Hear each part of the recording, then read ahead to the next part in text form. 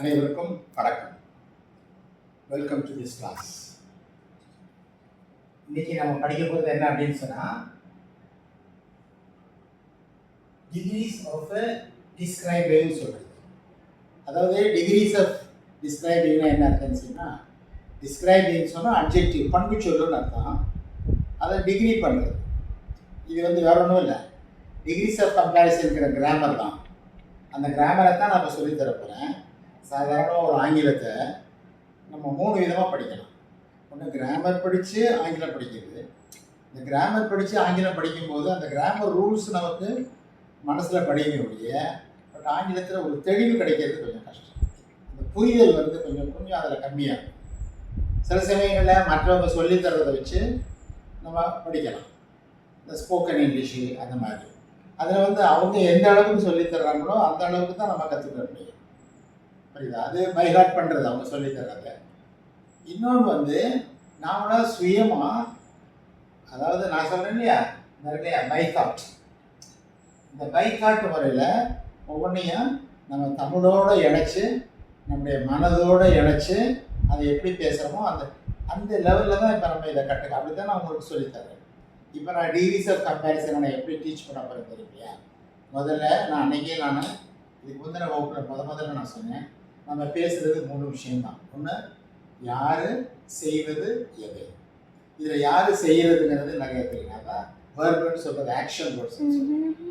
அது அட்லீஸ்ட் ஒரு 100, 200, 300, ஈவன் 5000, 10,000 கூட கற்றுக்கலாம். According to your level, according to your standard and your expectations and your fulfilment.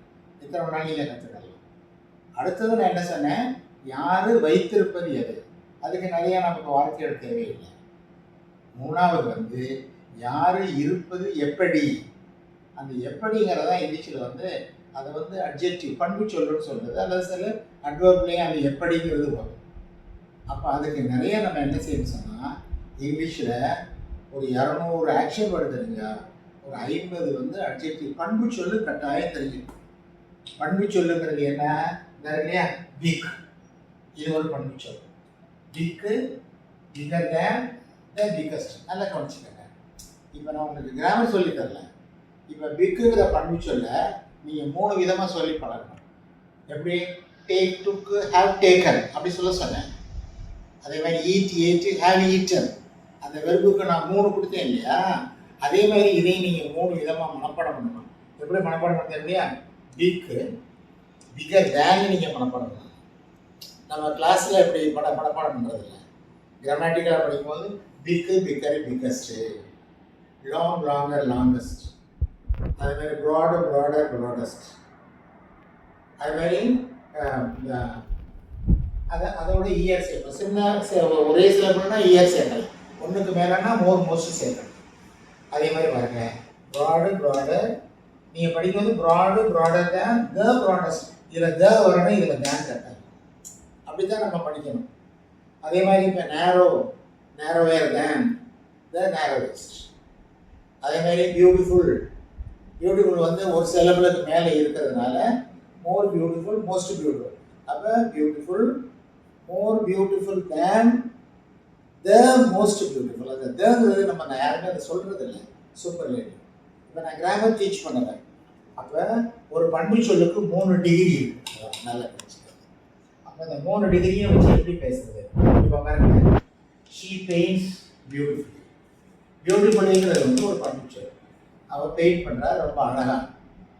அப்போது she paints beautifully. இதே சமயத்தில் இதை இன்னொரு விதமாகவும் சொல்லலாம்.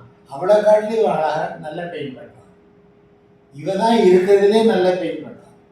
நல்லா கவனிச்சுக்கோங்க. இந்த டிகிரிஸுங்கிறது என்ன இருக்குங்க இல்லையா? நல்லா இருக்குது, அதை காட்டிலும் இது நல்லா இருக்குது, இருக்கிறதுல இதுதான் நல்லா இருக்குது. அதேமாதிரி இது ருசியாக இருக்குது, அதை காட்டிலும் இது ருசியாக இருக்குது, இருக்கிறதுல இதுதான் ருசியாக இருக்குது. அதே மாதிரி இருக்கிற சுத்தமாக இருக்குது, அதை காட்டிலும் இது சுத்தமாக இருக்குது, இருக்கிறதுல இதுதான் சுத்தமாக இருக்குது. இதுதான் டிகிரிஸ்ன்னு சொல்லுது. அப்போ அப்படி வரும்போது அந்த பண்பு சொல்ல நம்ம எப்படி பயன்படுத்த தெரியுது பாருங்க. She paints beautifully. பியூட்டிஃபுல்லி தான், அவ்வளோதான். அவள் பெயிண்ட் பண்ணுறா அழகாக. இப்போ நான் கம்பேர் பண்ணுறேன், அவளை காட்டி இவன் சொல்லும்போது ஷீ பெயிண்ட்ஸ் மோர் பியூட்டிஃபுல்லி தேன். பார்த்தீங்களா? இதைத்தான் நீ மனப்பாடம் பண்ண. வெறும் மோர் பியூட்டிஃபுல்னு சொல்லி படக்கூடாது. இந்த தேன் தான் அதை மோர் பியூட்டிஃபுல்லி தேன். ஏன் மோர் போட்டேன்னா பியூட்டிஃபுல்லிங்கிறது ஒரு சவுண்டுக்கு மேலே இருக்கு. பியூட்டிஃபுல்லி அதே ஒன்றுக்கு மேலே இருக்கிற மோஸ்ட் போடும். அதே மாதிரி பாருங்க, she is the most beautiful. அப்போ beautiful, more beautiful, the most beautiful. அப்போ இதை சொல்லியாச்சுன்னு சொன்னால் அழகாக வரைகிறது, அவளை காட்டில் அழகாக இருக்கிறதே அழகாக இவங்க வரைகிறார். இதுதான் அந்த டிகிரிஸ்ன்னு. இதே மாதிரி நீங்கள் என்ன செய்யணும், ஒவ்வொரு பண்பு சொல்லையும் எடுத்து ஒரு அட்லீஸ்ட் ஒரு 5லேருந்து ஒரு 10 பண்பு சொல் எடுத்து இப்படி போட்டு பழகிட்டீங்கன்னா இந்த டிகிரிஸ் ஆஃப் கம்பேரிசன் இருக்கிற கிராமர் வந்து, நான் கிராமர் ஊரெல்லாம் உங்களுக்கு சொல்லி தரல, இதை உங்களுடைய சிந்தனைக்கு கொண்டு போய் இதை இப்படி மனப்பாடம் பண்ணுங்கன்னு சொல்கிறேன். சரிதா? அதனால தான் இது வந்து என்ன, என்னுடைய ஆங்கிலம் வந்து ஒரு அதாவது பிரைமரி லெவலில் 5, 6, 6 ஸ்டாண்டர்ட் 7 ஸ்டாண்டர்ட் அப்படி இல்லை, அட்லீஸ்ட் ஒரு 10 ஸ்டாண்டர்டாக படித்தா தான் இதை புரிஞ்சுக்கணும். அந்த லெவலில் இருக்கிறவங்களுக்காகத்தான் நான் இதை இதை ஃபார்முலேட் பண்ணியிருக்கேன் இந்த இங்கிலீஷ். அதே மாதிரி அதை படிப்பேன். அவர் டீச்சர் இஸ் எஃபிஷியன்ட். எங்களுடைய ஆசிரியர் வந்து எஃபிஷியன்ட், நம்ம திறமசாலி. அப்போ இந்த எஃபிஷியன்ட் திறமசாலியை 3 தடவை எப்படி சொல்லணும், திறமசாலியாக இருக்கிறாரு, அவரை காட்டிலும் இவர் திறமசாலியாக இருக்கிறாரு, இவர் தான் இருக்கிறதுலே திறமசாலி. அப்போ அதை 3 டிகிரியில் சொல்லணும் இல்லையா? அப்போ அந்த பண்பு சொல்ல நம்ம 3 டிகிரி கொண்டு போகணும். எப்படி கொண்டு போகணும்? எஃபிஷியன்ட்டு, மோர் எஃபிஷியன்ட் தேன் அப்படி சொல்லி பழகலாம். த மோஸ்ட் எஃபிஷியன்ட். புரியுதானே சொல்லுங்க? ஒவ்வொன்றையும் இந்த 3ஐயும் சொல்லும் போது இந்த வார்த்தை நமக்கு வழக்கமாயிடுச்சு சொன்னால் சென்டென்ஸ் அமைக்கிறது ரொம்ப ரொம்ப ஈஸி. அதனால தான் அந்த பண்பு சொல்ல 3 டிகிரியில் சொல்லி பழகணும். Small, smaller than, the smallest. அதே மாதிரி ப்ராட், ப்ராடர் தேன், த ப்ராடஸ்ட். அதே மாதிரி ஸ்ப்ளெண்டிட், மோர் ஸ்ப்ளெண்டிட் தேன், the most ஸ்ப்ளெண்டிட். Intelligent, more intelligent than, the most intelligent. இப்படி நீங்கள் என்ன செய்யணும் சொன்னால், நான் எப்படி சொன்னேன், டிக்ஷனரி தயார் பண்ண சொல்கிறேன் இல்லையா? அப்போயே நான் இந்த குறிப்பை நான் சொன்னேன். ஒரு 50 வார்த்தைக்கு இந்த மாதிரி தயார் பண்ணி வச்சுட்டு மனப்பாடம் பண்ணிட்டீங்கன்னு சொன்னால் இந்த டிகிரிஸ் ஆஃப் கம்பேரிசனை பேசுறது ஈஸி. பார்த்தீங்களா? அவர் டீச்சர் இஸ் எஃபிஷியன்ட். எங்கள் டீச்சர் வந்து எஃபிஷியன்ட். இது சாதாரணமாக சொல்கிறது. இது அதாவது சாதாரணமாக பேசுறது. பாசிட்டிவ் கம்பேரிட்டிவ் இது சூப்பர்லேட்டிவ்னு சொல்கிறது. நமக்கு அந்த வார்த்தையில நமக்கு தேவையில்லை. ஏன்னா நமக்கு ஸ்போக்கனில் போகும்போது கிராமர் நாலேஜுக்கு போகாமல் அதுக்குள்ளே டேர்ம்ஸ் மாத்திரம் தெரிஞ்சு இந்த புரிதலுக்கு போயிட்டாலே இந்த பெர்ஃபெக்ஷன் நமக்கு கிடைக்கும். அதே மாதிரி our teacher is more efficient than your teacher. அதே மாதிரி our teacher is the most efficient. இருக்கிறதுல அவர் தான். சார் நம்ம பள்ளிக்கூடத்தில் சொல்லும் போது ஆல் த டீச்சர்ஸ் அப்படியெல்லாம் சொல்லி தருவாங்க. அந்த அடிஷனலாக நமக்கு சொன்னால் நமக்கு ஒரு மாதிரி கன்ஃபியூஷன் ஆகுது புரிஞ்சுக்கிறதுக்கு. புரியுதா? அதே மாதிரி தான். இப்போ பிக்கே எடுத்துக்கிடுவோங்க. Bigger than the biggest. எங்கள் வீடு பெருசு, அவர் ஹவுஸ் இஸ் பிக். அவ்வளோதான். எங்கள் வீடு உங்கள் வீட்டை காட்டிலும் பெருசு, our house bigger than your house. அப்போ பிக்கர் தேன் போட்டால் தான் அந்த சென்ஸ் நமக்கு கிடைக்கும்.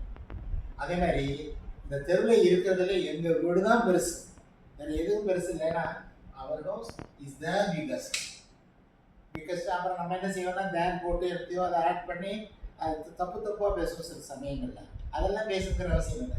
அந்த 3 வார்த்தையோடு நிப்பாட்டிக்கிறது நல்லது. அதே மாதிரி பாருங்க, ப்ராடு. எங்கள் வீதி அகலமானது, அவர் ஸ்ட்ரீட் இஸ் ப்ராடு. எங்கள் வீதி உங்கள் வீதியை காட்டிலும் அகலமானது, our street is broader than your street. அவ்வளோதான். இந்த ப்ராடர் தேன் வந்துட்டாலே அந்த சென்டென்ஸுடைய பெர்ஃபெக்ஷன் கிடைச்சிடும்.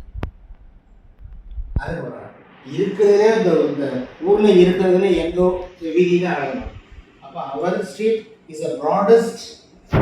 அவ்வளோதான். அதோட நிப்பாட்டிக்கலாம். ப்ராடஸ்ட் ஆஃப் ஆல் அப்படியெல்லாம் கண்டிப்பாக அதை முடிக்கணுங்கிற அவசியம் இல்லை. அந்த 3 வேர்ட்லேயே செப்பரேட்டாக போகுது.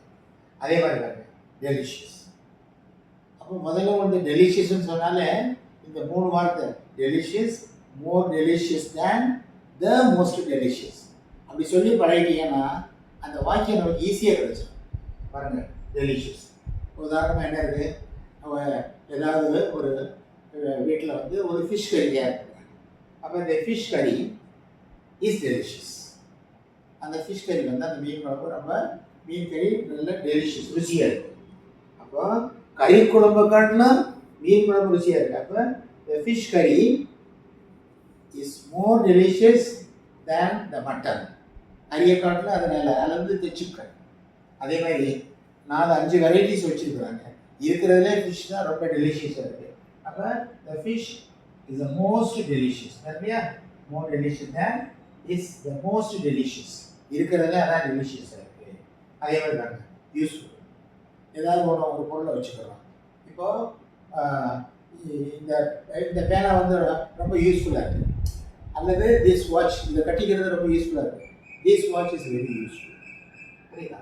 ஏன்னா இப்போ வாட்சில் வந்து நிறைய சிஸ்டம்ஸ் வந்துருக்கு. வாட்சிலே கேல்குலேட்டரோட வந்துருக்கு நிறைய நம்ம பார்த்துருக்கோம் இல்லையா? அப்போ நம்ம அதை கம்பேர் பண்ணுறோம்.